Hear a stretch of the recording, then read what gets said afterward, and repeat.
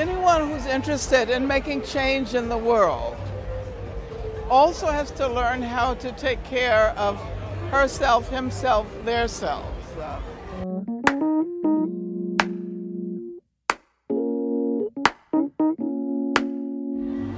For a long time, activists did not necessarily think that it mattered to take care of themselves in terms of what they eat, in terms of mental self-care, corporal self-care, spiritual self-care. I know that there were some people who emphasized it. I'm thinking about one of the leaders of the Black Panther Party, Erica Huggins, who began to practice yoga and meditation in the 70s, and she encouraged many people, including Huey Newton and Bobby Seale, to join that practice. I think they did a little bit of it, but I think our movement would have been very different had we understood the importance of that kind of self-care.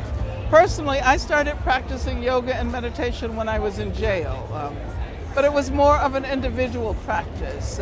Later, I had to recognize the importance of emphasizing the collective character of that work on the self.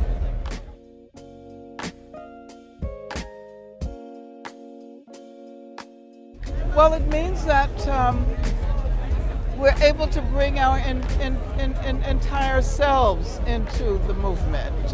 It means that we incorporate into our work as activists ways of acknowledging and hopefully also moving beyond trauma. It means a holistic approach, I think.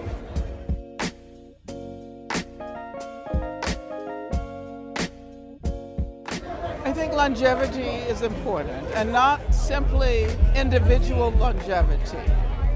It is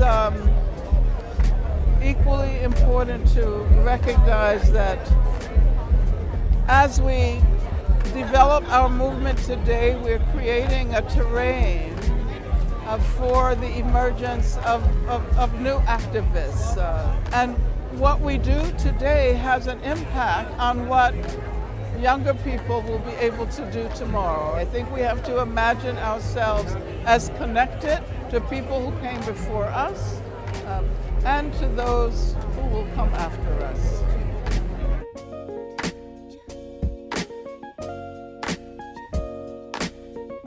Black people all over the world have been subjected to the most unimaginable forms of violence, slavery, torture. But at the same time, and this is what Black people have offered the world, we've also produced beauty, music, and art. And I think that the self-care that gets produced by Black people recognizes the connection between struggle and art and beauty and the imagination.